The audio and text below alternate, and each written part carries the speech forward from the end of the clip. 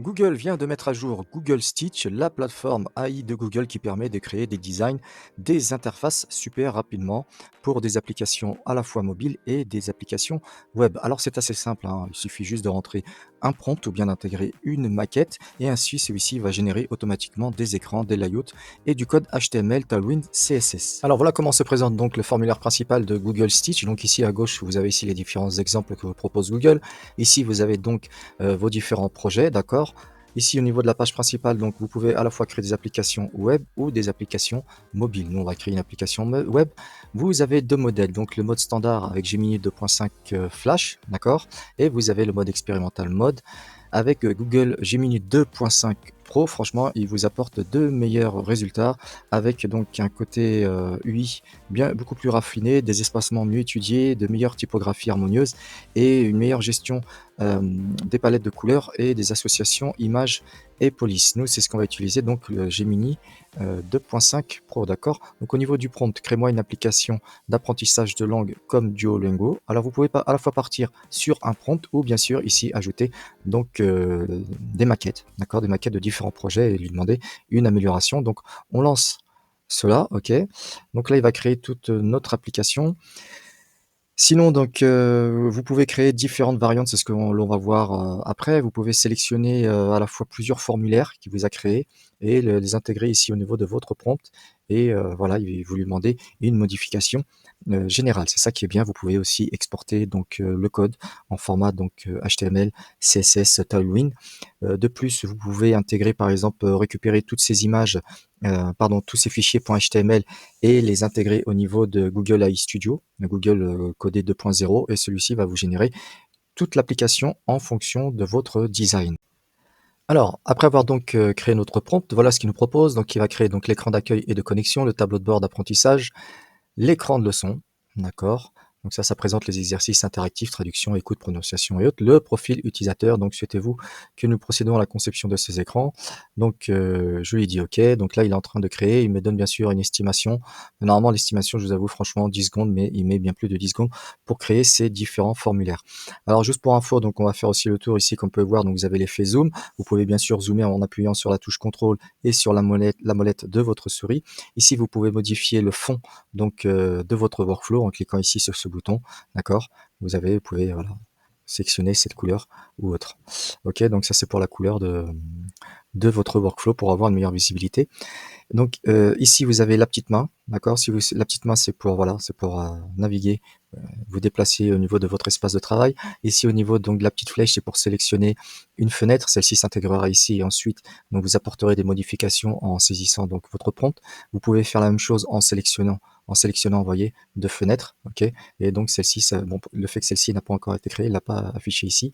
Si je fais cela, voilà, elle a mis celle-ci et celle-ci. On attend qu'il termine de créer donc ces deux fenêtres, ok. Donc hop, donc on va se déplacer, on va voir exactement ce qu'il nous a créé. Donc déjà on a la première page de la landing page, ok, donc c'est pas mal, hein.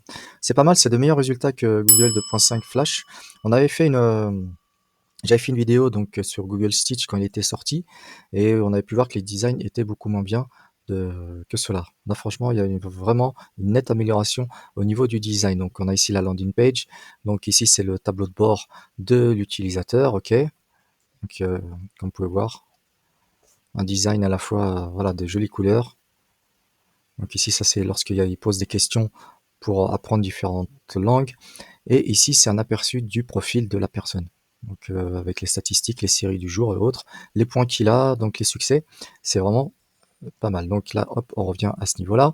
Ok, donc si on fait donc un tour au niveau donc des différents boutons que nous propose Google Stitch. Donc, par exemple, ici vous êtes au niveau de votre formulaire, d'accord. Une modification que vous voulez lui apporter. Alors ça, c'est vraiment pas mal. Je vais vous montrer. Bon, là, on va juste la CTRL-C, CTRL-V. On va faire une copie donc de ce formulaire. Comme ça, on laisse le formulaire original. Ici, lorsque vous êtes ici à noter pour modifier, d'accord. Vous pouvez apporter une modification directement sur votre formulaire. Vous voyez, hop, vous sélectionnez ici, par exemple, ce bouton. Vous apportez une modification, par exemple, modifie avec la couleur orange. D'accord, vous appliquez cela et là il va apporter une modification. D'accord, il va faire un copier-coller de ce formulaire, vous allez voir, et le bouton va être en orange. Donc vous voyez, il a apporté ici une modification, donc on va visualiser celui-ci et voilà, donc il nous a modifié la couleur de ce bouton. Bon ça on lui a pas demandé, mais il a pris en compte, voilà, si on modifie la couleur principale, donc le vert est en orange, il apporte une modification sur les autres éléments. Donc là-dessus, c'est vraiment pas mal, donc vous avez un aperçu ici de ce qu'il a fait. Alors, autre fonctionnalité, donc nous on vient de faire celui-ci, lorsque vous cliquez ici sur ajuster le thème, vous avez vu donc il intègre celui-ci, vous pouvez à la fois apporter une modification au niveau de votre thème sur la zone de prompt, ou bien donc modifier ici donc sur cette partie pour avoir un effet, dark sur le formulaire. Changer donc les couleurs principales, modifier ici au niveau des arrondis d'angle de votre bouton. Il y a différentes choses que vous pouvez faire, idem modifier donc, la police. Vous pouvez faire énormément de choses. Donc là, si on apporte donc, le côté dark pour le formulaire, donc voilà exactement ce que donc ça génère. Bon, c'est pas mal, hein. Bien, vous avez aussi par exemple le mode alignement. Vous voyez, ceux-ci sont pas si vous voulez vraiment organiser tout votre espace de travail, vous sélectionnez celui-ci, vous appuyez sur Shift sur celui-ci et vous avez ici le mode alignement. Là, je vais les aligner, voilà. Ils s'alignent automatiquement, ça qui est vraiment bien pour donc avoir vraiment un espace de travail bien rangé. Donc idem, vous voyez, prenez celui-ci, Shift celui-ci et vous alignez cela et voilà. Donc c'est comme ça, vous avez un meilleur aperçu de votre espace de travail. Alors, autre fonctionnalité. Par exemple, vous sélectionnez cette fenêtre, vous cliquez ici sur Generate Multiple Options. Vous venez ici, par exemple, vous allez demander modifie l'aspect des cartes, je les veux plus je les veux plus accentués. D'accord? Donc on va voir, donc ça correspond donc au layout et idem, on veut qu'il apporte donc des meilleures couleurs et qu'il modifie aussi au niveau des fonds de texte, d'accord? Donc Generate, je clique ici sur Generate. Voici le résultat de nos 3 variantes. Donc voilà, donc ici un formulaire donc en mode sombre. OK. Donc ici, là, il nous a modifié principalement donc les couleurs en bleu et ici quelque chose de complètement différent. Vous pouvez donner ici une évaluation sur le résultat de ces 3 nouveaux designs que vous lui avez demandé. Si l'aspect donc d'un formulaire ne vous plaît pas, vous cliquez dessus et vous cliquez sur Generate. Il va donc régénérer celui-ci de A à Z. Alors, vous avez la fonctionnalité, par exemple, vous voulez partager, donc tout ce design avec un client, un collaborateur. Vous pouvez donc activer ici le partage. Vous copiez le lien, vous envoyez le lien à votre collaborateur ou à un client et il aura donc un visu sur le design que vous venez de générer. Vous avez la même fonctionnalité ici en cliquant sur partager, d'accord? Activez donc le partage pour partager votre design. C'est exactement la même chose. Bien, autre, chose que je voulais voir avec vous, par exemple, ici vous êtes sur ce formulaire, vous cliquez sur les 3 boutons. Donc vous pouvez bien sûr télécharger le code juste de ce formulaire ou bien télécharger le code donc de tout votre workflow, OK, de ces 4 formulaires et ensuite l'intégrer au niveau de votre projet. Vous pouvez aussi l'envoyer directement au niveau de Google Joule. Je vous invite à aller voir sur internet à quoi cela correspond. Donc ça permet aussi de créer des applications. Ce qui est bien, c'est que Google a vraiment créé donc tout un environnement pour créer différentes applications.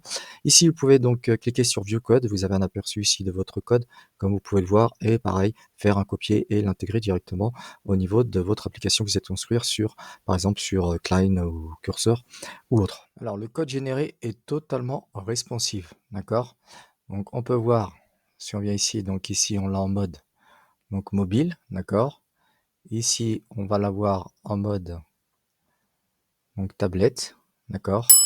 Et ici, vous l'avez ici donc en mode donc PC, en mode écran normal d'ordinateur. Alors je vous invite donc à télécharger donc, ici vous cliquez sur tout télécharger et ça va donc aller donc récupérer tout le code de votre page pour générer celle-ci. Ensuite, qu'est-ce qu'on va faire? C'est qu'on va aller les ajouter au niveau de Google AI Studio.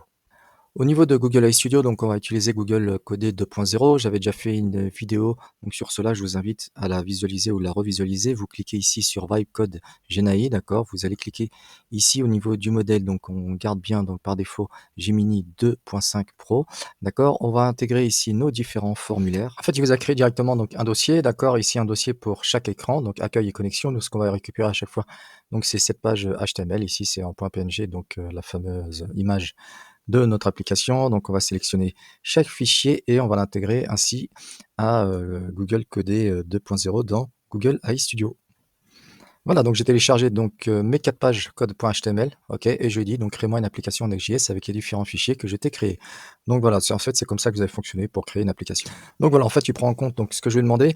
Et juste pour information, bientôt cette intégration sera totalement automatique, donc à partir de Google Stitch vers Google AI Studio, donc qui vous générera automatiquement tout le code, toute votre application en fonction du design que vous lui avez demandé. Comme on peut voir, donc il génère donc mes différentes pages en fonction donc des formulaires que je lui ai demandé, d'accord? C'est vraiment pas mal, hein, vous pouvez commencer à créer une application donc avec cette méthode. Alors comme en plus on a vu qu'on pouvait donc récupérer aussi bien donc le fichier, code, donc code.html et le fichier PNG, ce qu'on peut faire, c'est aussi sur Google AI Studio, en sélectionnant donc Nano Banana, vous intégrez ici donc, un des formulaires et vous dites de créer une image où l'on voit une étudiante dans le métro en train de regarder son téléphone mobile. Intègre l'image que je t'ai, donnée donc sur l'écran du téléphone mobile. En fait, ça va être comme si ça va être une page de publicité pour vous, en fait, voilà, pour présenter votre application, à qui elle est destinée. Donc là, je lance donc, ma commande et on va voir ce que Nano Banana va nous générer. Voilà le résultat, donc on met ça en plein écran et voilà, donc ça ressemble exactement à notre application. Franchement, c'est vraiment pas mal ce que nous a généré donc Nano Banana et ça peut être, voilà, la publicité pour, votre application. Alors je vous ai fait donc cette application aussi en format mobile. Donc en conclusion, qu'est-ce qu'on peut dire? Au niveau des nouveautés de Google Stitch 3.0, donc le modèle Gemini 2.5 Pro, d'accord? Donc mode standard et expérimental. On peut avoir donc différentes variations sur, le design. Donc on peut sélectionner donc de différents formulaires pour faire une modification générale sur les différents fichiers sélectionnés, d'accord? Ce qu'il y a aussi donc, il y a le mode organiseur pour qu'il nous mette, tout cela donc au niveau du même niveau, d'accord? Ensuite, un export HTML, Tailwind, CSS et vous avez aussi l'export vers Figma, donc vous pouvez télécharger vos fichiers et les importer au niveau de Figma, pardon. Vous avez aussi donc le partage collaboratif pour montrer, donc ces différents designs à vos collaborateurs. Voici donc les principales fonctionnalités de Google Stitch 3.0. Franchement, je trouve ça pas mal et j'attends donc l'évolution pour intégrer cela directement au niveau de Google AI Studio. Je vous remercie d'avoir suivi cette vidéo et je vous dis à bientôt.